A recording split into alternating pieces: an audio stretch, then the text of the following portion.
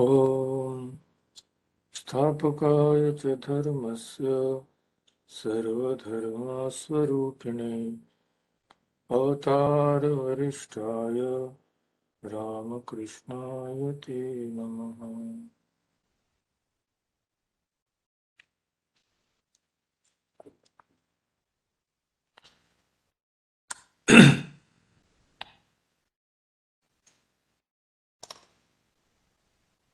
So as you know, we have been discussing the masterly introduction to Swami Vivekananda's Raj Yoga. Raj Yoga means a study of Indian psychology based on the Yoga Sutras of Patanjali. So last time we had seen how Swamiji proves that yoga is also a science like the other exact sciences we know, physics, chemistry, etc. So yoga is very much a science, and what we had discussed, a little recapitulation will help. So the first point we saw that all our knowledge is based upon experience. What we experience, that only we can know. And in every exact science, there is a basis which is common to all humanity, so that we can at once see the truth or the fallacy of the conclusions drawn therefrom. So each science says that there are some phenomenon which are common to all human beings, regardless of the time, place and circumstances. So since these are common, we can easily verify whether those statements are true or not. Now the question is, has religion any such common basis or not? So Swamiji says the answer is yes. There is a basis of universal belief in religion governing all the different theories and all the varying ideas of different sects in different countries.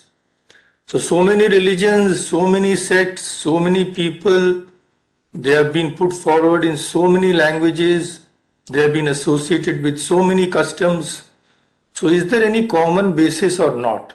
So Swamiji says yes, there is a common basis governing all these different theories. And what is that? Going to their basis, we find that they are also based on universal experiences. That is the thing. So what is that common thing which all of these great saints and sages of different religions say? That common thing is, we have one consensus of opinion that the truths that they teach are the results of the experiences of particular persons. At the basis of all the theories has to be experience. Why? Because experience is the only means of knowledge.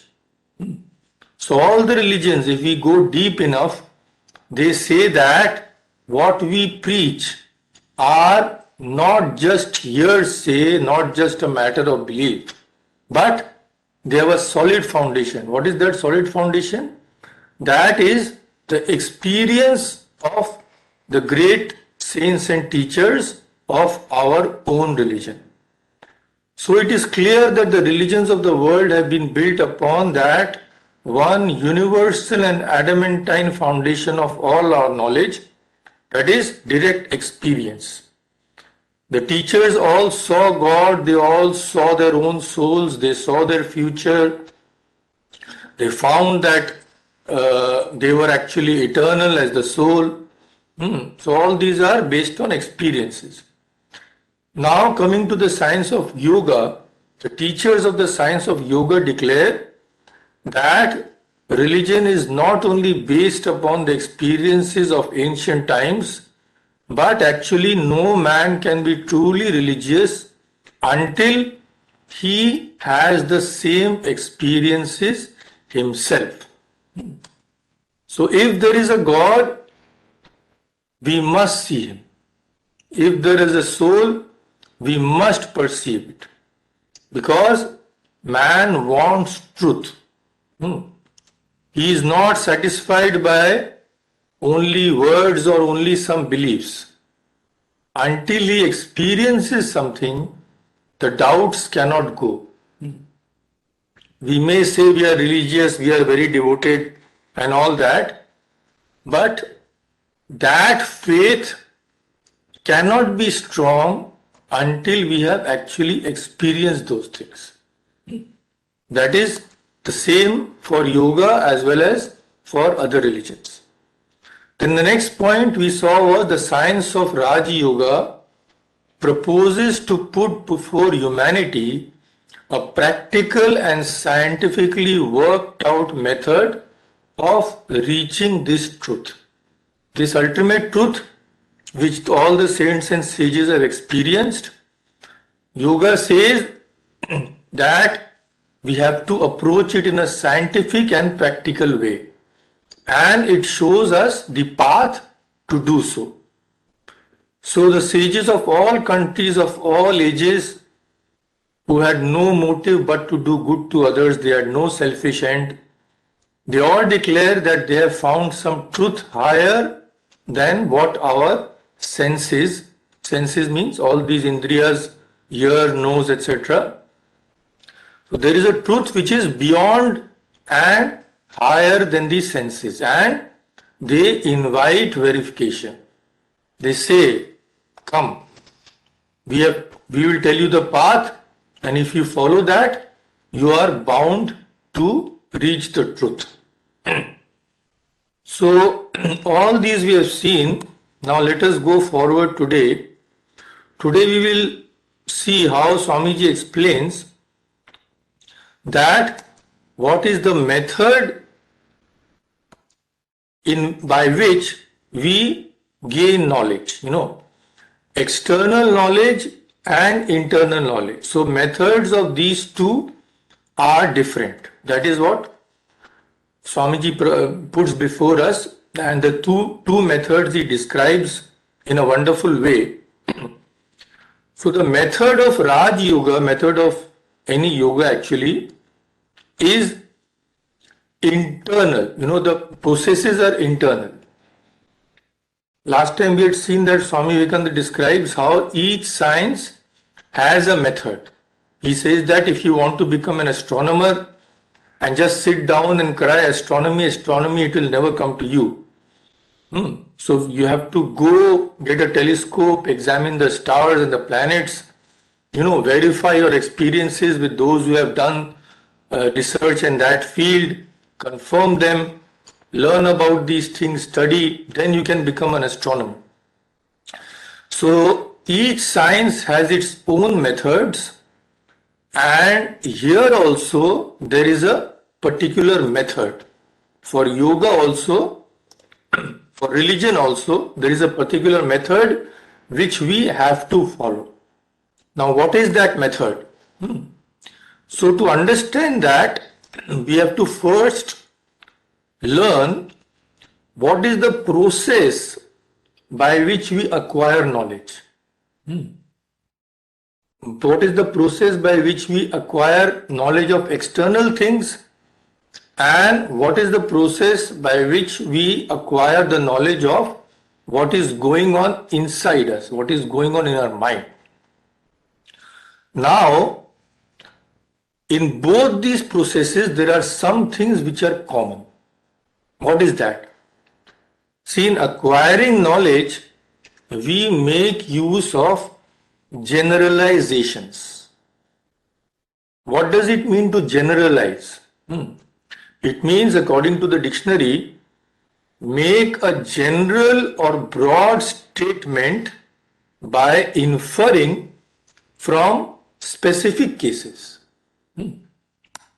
Like Mr. X says that when I go near a fire, I feel hot. Mr. Y says, I also feel hot. Mr. Z says the same thing. And we also experience the same thing. So from these specific instances, we generalize that since this is the experience of all humanity, we can say with certainty that fire is something which emits heat. So that is called generalization based upon observation.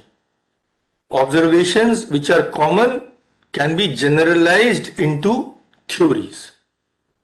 So what we do here, we first observe facts, then generalize, and then draw conclusions from them. So what is the fact here? The fact is that X, Y, Z, anybody who goes near a fire experiences heat. So this is the fact. So generalize means that if X, Y, Z all feel the same thing, we can infer that anybody who goes near the fire will experience heat. This is the generalization. Now what is the conclusion? The conclusion will be fire emits heat.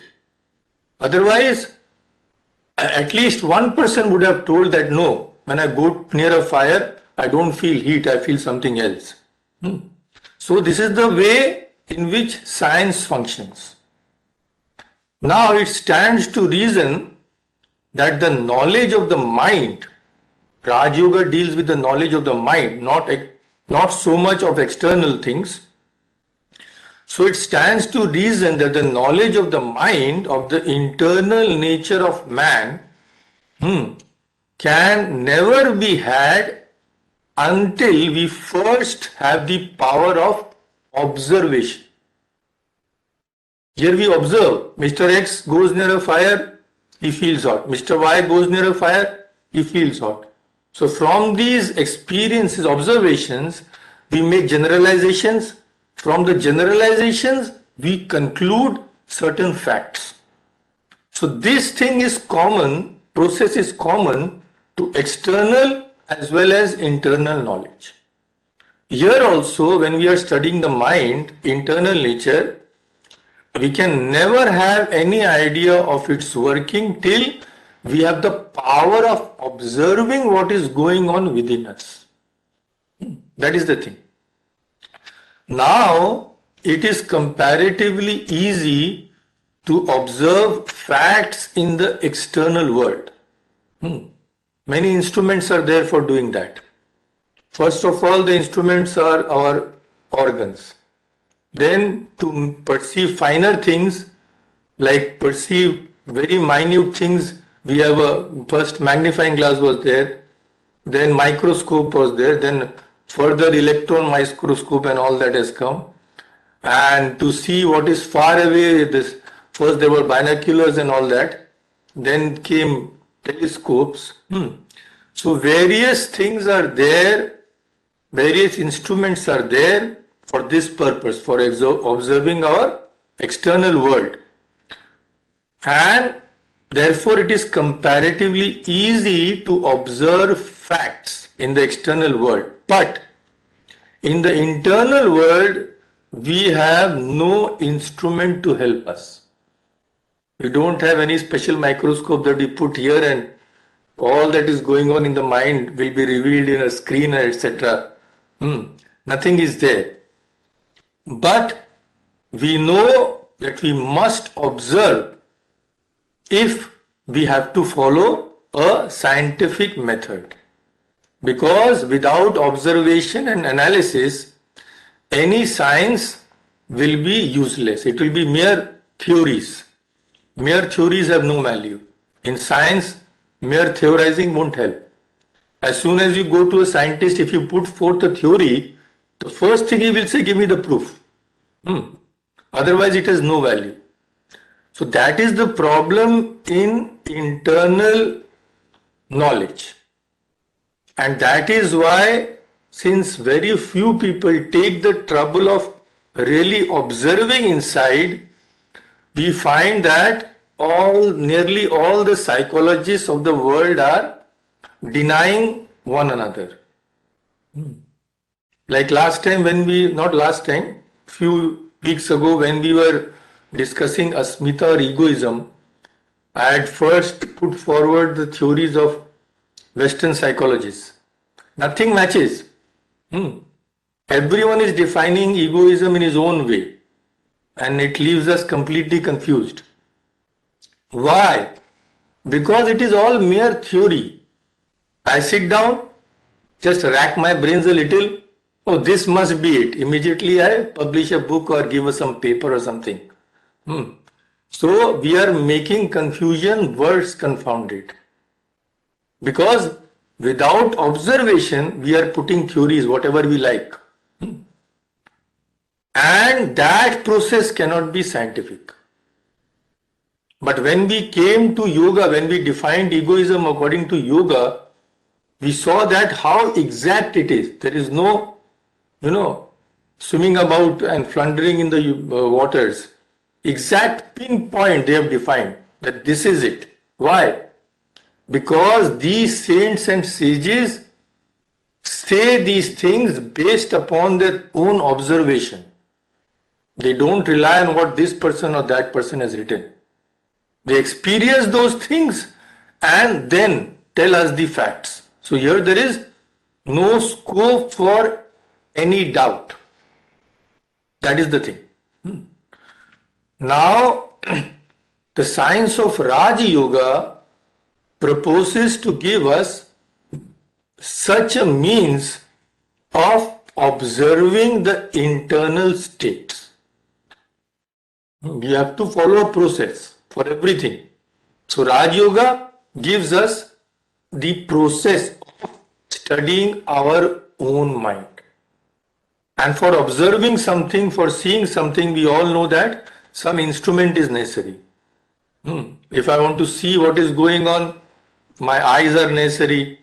If I want to smell something, my nose is necessary, like that. So here also, if we want to study our mind, an instrument is necessary. But here the problem is, there is no instrument other than the mind. That is why it is so difficult. So when we want to observe the mind, we have to do it with the mind itself. The mind has to observe the mind. And then what is the way to do that?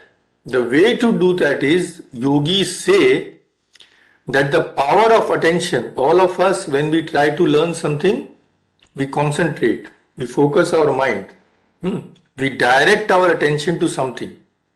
So yogis say that this power of attention, when properly guided and channelized and directed to the internal world, that power is like a searchlight that will analyze the mind and that will illumine the internal facts for us. So if it's all dark, then without some light we are helpless. So here also, where it is all dark inside, without the help of a focused attention, focused mind, we are helpless. No person with a very distracted mind can discover these internal processes. It is impossible.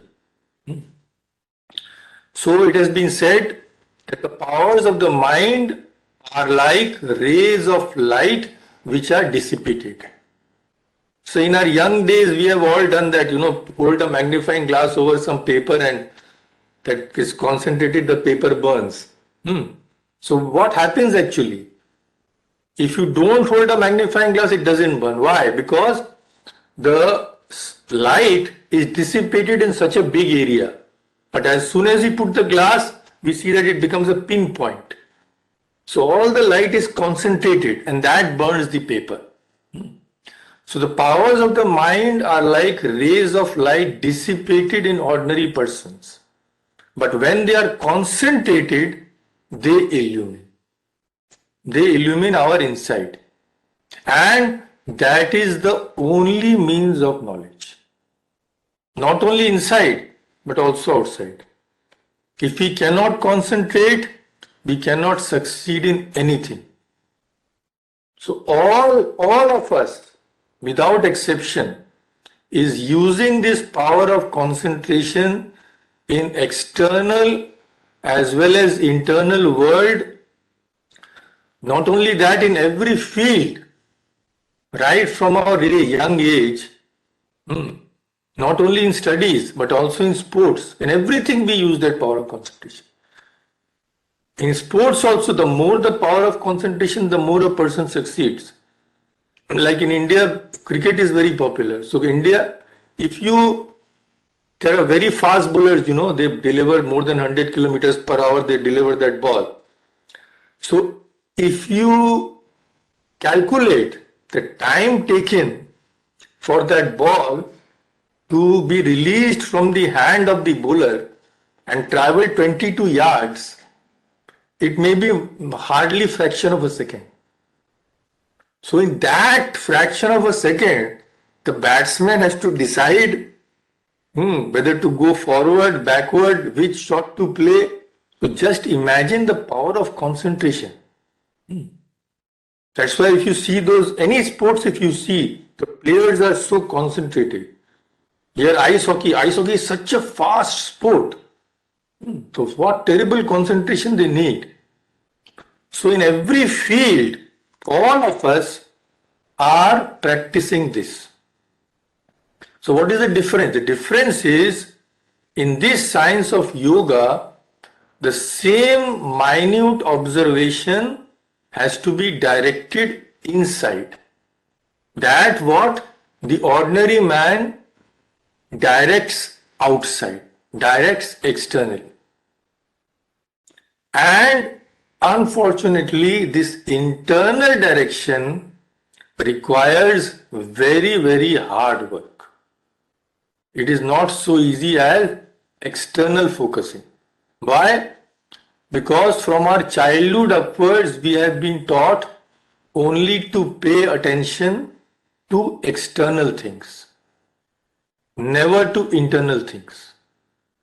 So because of that habit, most of us have nearly lost the faculty of observing the internal mechanism, what is going on inside. So following this science, what does this science tell us to do? It tells us to turn the mind inside.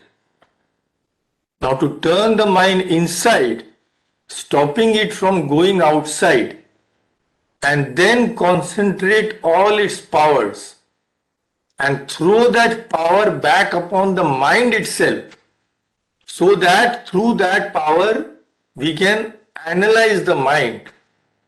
That is extremely hard work. Why is it hard? Because our mind itself is always pulling us the other way.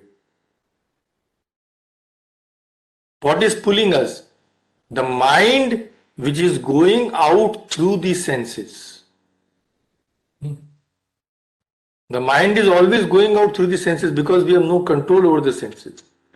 So you sit down to concentrate, then something nice is cooking, mind goes to the kitchen. Some nice music is playing, the mind goes out through the ear, goes to that music. So because the senses are always pulling the mind outside, one portion of the mind is struggling against another portion of the mind. That is why it is very difficult. But that is the only way in which we can scientifically approach this subject. And hard or not, this has to be done. If we want to succeed, we have to struggle, keep on struggling till we achieve success. Slowly by practice, the path becomes easier. At first it is extremely difficult. But since it is difficult only because of our habit, that the mind is always going outside. So when we cultivate the opposite habit, that habit slowly makes it easier. That is the thing. Now, this is the process of analyzing the mind in yoga. Now, whenever we study something, we are told of what use it is. Because if something is useless, why should we try for it? Better put our energy somewhere else. So try for hours to concentrate the minds, make the mind heated up. If it has no use at all, why should we do it? So what is the science of yoga? What can it give us if we succeed in it? It has the greatest use. The greatest use which anything can possibly have. And what is that? It will take away all our sorrow and suffering. It will wipe it away, not for 1 day, 2 days, 3 days. It will completely eradicate it. Why? Because it will destroy the source of all sorrow and suffering. When the source is destroyed, when the seed is destroyed, there can be no plant or any tree or anything. So the process of yoga, when a person succeeds in that, it totally destroys the seed of all our sorrow and suffering. What is the seed? The seed is ignorance that we have all studied. So what actually happens when we practice yoga, when we analyze the mind? We travel through one layer of the mind after one layer, and we go on getting deeper and deeper. Like suppose someone has told us that there is a big treasure at the bottom of the ocean.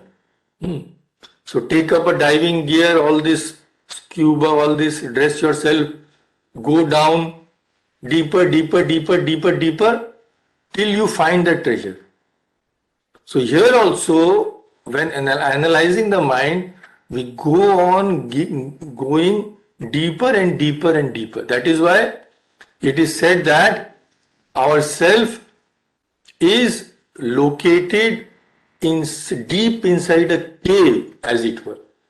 The Upanishads say it is located where? Guhayam. Guha means a cave. So as we go deeper and deeper into the cave, when we want to find out something which is hidden there, when we go deeper and deeper into the mind, which is like a cave, when we go absolutely deepest, when we come face to face with the reality, then what happens? Then our ignorance of the reality vanishes. So it is said that in the Upanishads, Anusthaya na shochati. Shochati means does not do shoka. Means he does not grieve. On realizing that reality, the yogi no more grieves. He cannot grieve at all. Why? How? Because when by analyzing his own mind, man comes to face, as it were, with something which is never destroyed, which by its own nature is eternally pure and perfect. And when he knows that that is his real nature, then there is no scope for being miserable or unhappy. Because as Swamiji says, all misery comes from fear and from unsatisfied desire.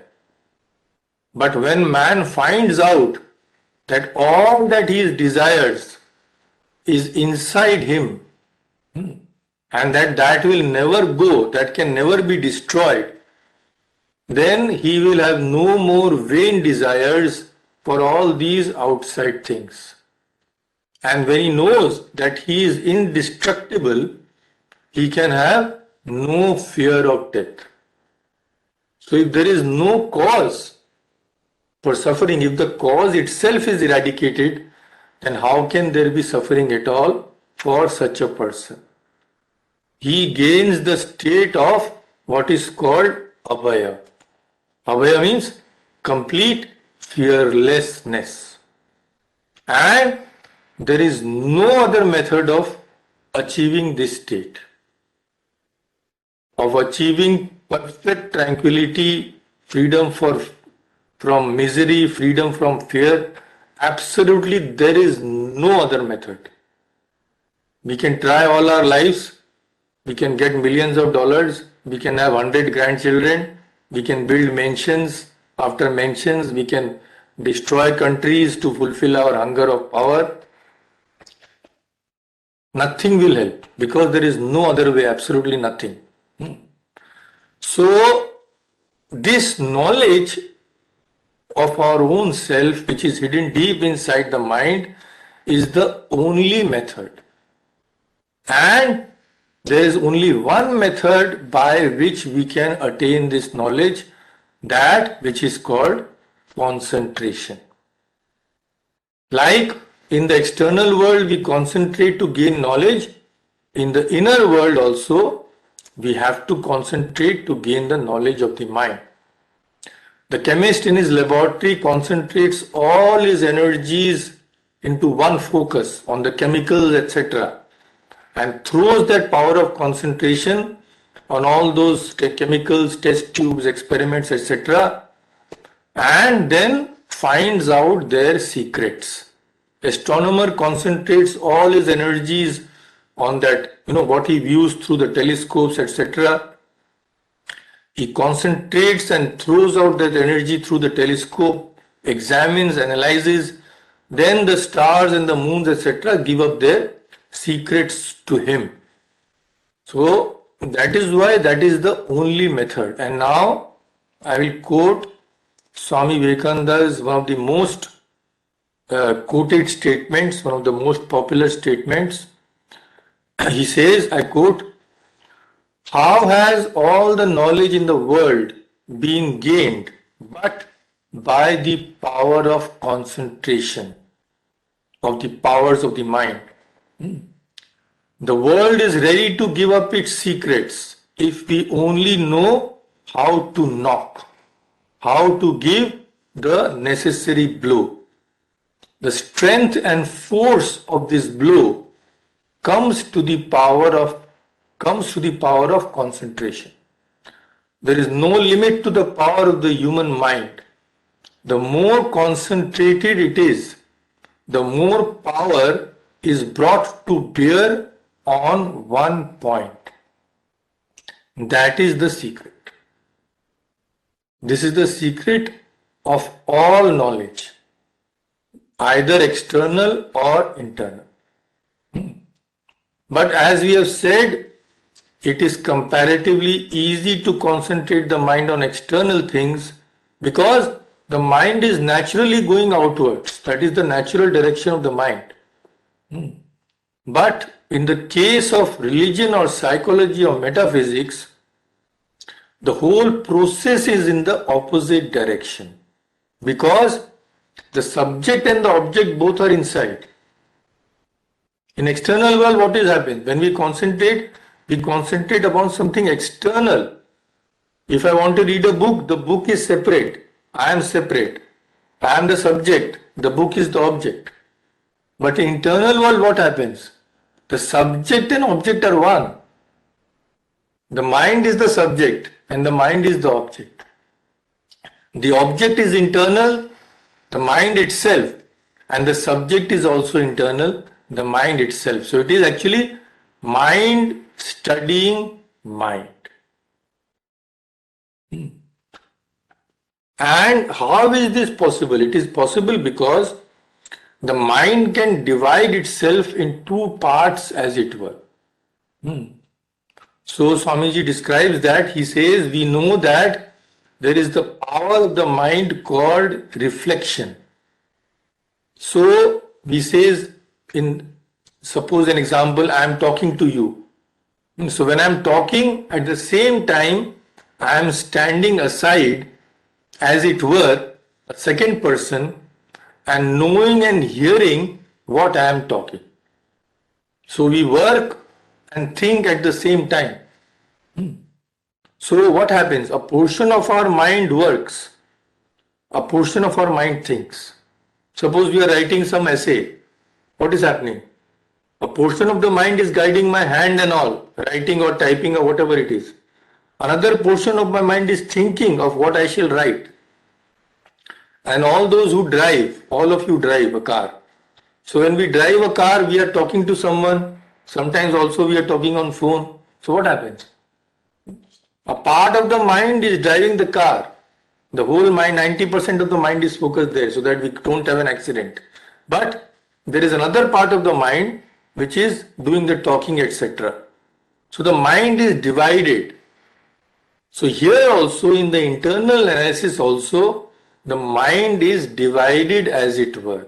That is why the powers of the mind, one part of the mind is concentrated and turned back upon the other part of the mind. So by that process, all the dark places of the mind, they reveal their secrets before that power of concentration. Just like sunlight reveals a very dark place, similarly, that power of attention which is focused inside will reveal those portions of the mind which are currently dark to us. And when we succeed in that endeavor, when we have a complete knowledge of the mind, when we have penetrated it, so to say, and we have come face to face with the reality which lies beyond the mind, deep inside, then we will come to that basis of belief, that universal basis upon which all religions stand. Then we will know what is real, genuine religion. Because only then we will perceive for ourselves whether we have soul or not, whether we are, our duration is only for 5 minutes or whether we are eternal, whether there is a God or not. Everything will be revealed to us then. And the process of doing so is what Raj Yoga or any yoga teaches us. So the goal of all the teachings of yoga is how to concentrate the mind. Then with that concentrated mind, how to discover the innermost recesses of our own minds.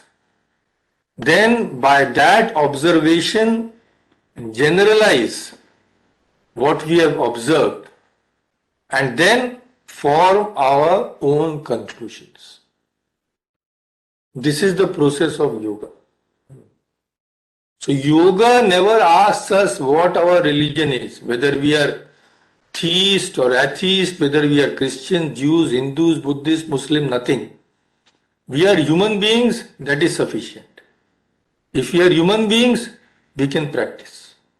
So each human being has a right and also the power to seek for religion.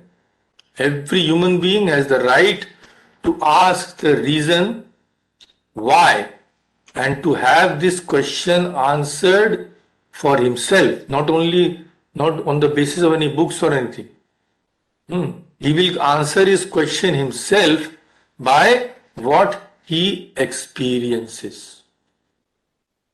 So for the practice of this yoga, we need not have any faith or belief in any particular book or any particular theorem or thesis or nothing. We just have to have that starting belief that if we practice all the teachings in our life, then by faithful practice, we can have the same experiences as all the saints and sages have had through all the centuries. So truth requires no support to make it stand. Truth stands by truth. That is the thing. It is self-revealing. It will reveal itself to us by itself if we only follow the proper course. That is the thing. So without following, we don't have the right to deny any process. So here, like in every other field, in all our worldly achievements, we go on practicing. A sportsman practices for years and years and years to get a medal or something. A person studies years and years and years to get a degree, some high degree. So here also, this is no exception. The study of yoga also takes a long time and constant practice. So part of this practice is physical, but the main part of this is mental. As we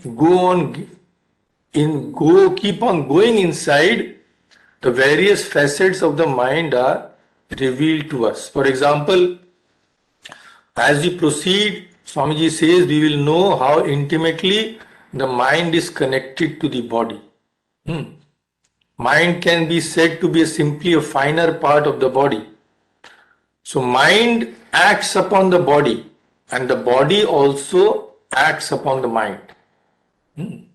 Like when we are sick, the mind also becomes sick. If the body is healthy, the mind also becomes healthy. When we become angry, excited, etc., the mind is excited, then it has a reaction in the body also. Our heartbeat will increase, blood pressure will increase, all that. So the thing is, with the majority of the people, the mind is under the control of the body. The gross is controlling the subtle, so to say. Because he says the vast mass of humanity is very little different from animals. To the animals, the body is everything. And unfortunately, 99% of us, our bodies are governing our whole lives. Even the mind is under the control of the body. We have actually very little control of our minds. So now what to do? We have to take the help of the body also to control the mind, especially in the primary stages. We have to take the help of this physical help also. For example, we have all those who have practiced even a little, we know that when the mind becomes a little concentrated, the breathing becomes slow. One thing reacts upon another thing.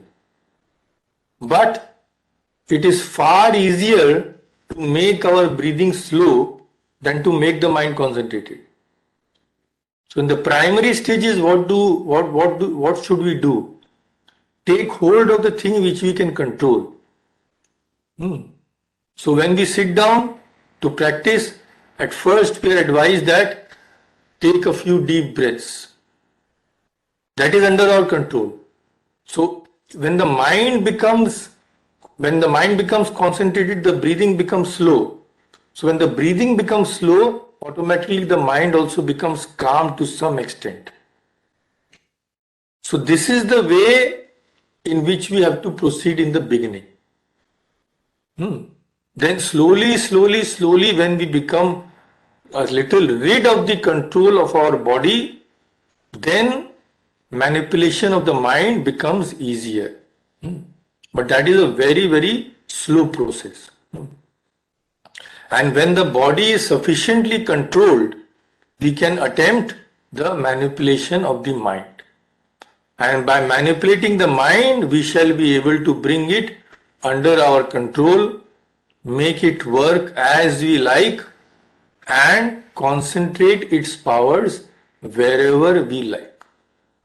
That is the thing. Of course, that is a far off thing for people like us. So, what does the yogi say? The yogi says that this control of the mind not only gives us control over our internal nature, but also gives us control over the external nature.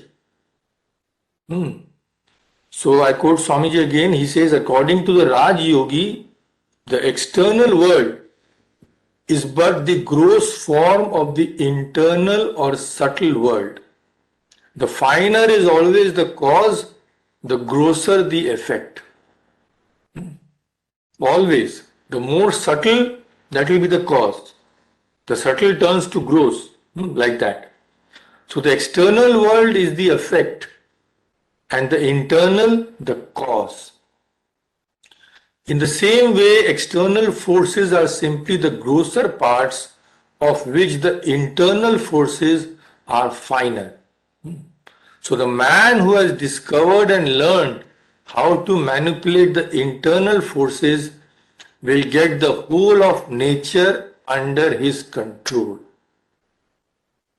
And the progress and civilization of the human race simply means controlling this nature, because mind and matter are but apparent distinctions, the reality being one. So this is what progress is all about. Progress is not about making some aeroplanes and making some rockets or making money or going here and there. We think that is progress. Oh, the train was going at 50 kilometers per hour. We have built a train, bullet train, which will go 1000 kilometers per hour.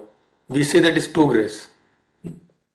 It is progress in the external world that is there. It is some sort of control of the external nature that is, it is of course there. But won't it be easier if we can control the finer forces first? If we can control the finer forces, then the external grosser forces will be our slaves. Then we don't even need any instrument to control these. So these are called, what are called supernatural powers are called siddhais in yogi. So people can walk on water, people can do all those things because they have control over their nature. They can make their bodies light. So all these things they can do, but of course those are obstacles to the final goal of yoga, because if a person gets caught up in that, then he can never really find the reality which is inside us. Then he becomes diverted. That is the thing. But this, what Swamiji says, that it needs serious consideration, that by controlling the internal nature, we get the capacity to control external nature only, because the mind and matter are but apparent distinctions and the reality is one. And the end and aim of all sciences is to find this unity. Not only internal science, but external science also, the goal is to find this unity. When that unity is found, that science is perfect. It cannot progress any further. There is no scope for progress then. For example, if a chemist finds out one chemical from which all other chemicals can be made, he has reached perfection in chemistry. There is nothing more to do, because whatever he wants to make, he can make from that chemical. This Swamiji has said, I am just quoting him. Then he says, if a physicist finds one force which can be transformed into any other force, he has reached perfection. He has nothing more to do. Any force He wants, it has his fingertips. He can just convert that force to any other force he likes. So when these people find unity, the science becomes perfect. So in the internal world also, when will our search end? When will we gain success? When we succeed in finding this unity, which is lying deep within ourselves and which is our own real nature. So, what does Raj Yoga say? Raj Yoga proposes to start from the internal world. Raj Yogi says, get the subtle first. Once you get control of the subtle thing, the external gross things will be no matter for you. You can easily control them. So Raj Yogi proposes to start from the internal world to study internal nature and through that control internal and external nature as well. This is the thing. So Swamiji says it is a very old attempt, there is nothing new, but India has been its special stronghold, although other nations may have attempted it. So just as we take up any other science, exactly in the same manner, we can take up this science also for study. There is no mystery here, there is no danger here. Provided we go slowly and take the right steps. That is the thing. Otherwise, in any science, if we don't follow the guidelines, if we do anything we like, then chemistry, we mix anything we like and there will be a boom and it will be a big problem. Yeah. So here also, if we follow the correct steps, take sufficient precautions, have tremendous patience, work hard, each one of us can succeed. That is the thing. And in fact, each one of us will succeed one day because nothing else will satisfy us. Till we reach that, we will always be searching for that. Now we are searching in the external world. Unfortunately, we won't succeed there because this thing cannot be found there. So when we are fed up with that, after experiencing all the world has to offer and also unfortunately all the sorrows and sufferings, when we come to our senses, then we know that what we have been seeking outside is inside. Then we start our journey and finally all of us are destined to reach there. Destined to reach at the same place. So this is how Swami Vivekananda, in his short introduction, it will just, if you read the introduction, it will just take you it will just take us 5-10 minutes. But through these analysis, we can see how much has been said in those few pages. That is the greatness of these persons. They don't waste words. Otherwise, we write volumes and volumes and volumes, and which can be condensed into 5 sentences. But they write 5 sentences, and volumes can be written on that. All the great people, like Shankaracharya in his commentary on the Upanishads and all, very short sentences, very cryptic, but so much has been analyzed. Upon the commentary of Shankaracharya, there are commentaries. Upon those commentaries, there are commentaries. Just imagine. Each aphorism of Patanjali is just a few words. Upon these, there are commentaries and sub-commentaries. So these great people, that each word is pregnant with meaning. So in these 2 talks, we have seen how much Swami Vivekananda has said. Of course, I have not completed the whole thing because we can all read for ourselves afterwards. So we will end this discussion with this talk, and next time we can take some other subject. So let us end here, then I will unmute you all first, those who are online. Om Shanti Shanti Shanti Hari Om Tat Sat Shri Ram Krishna Arpanastu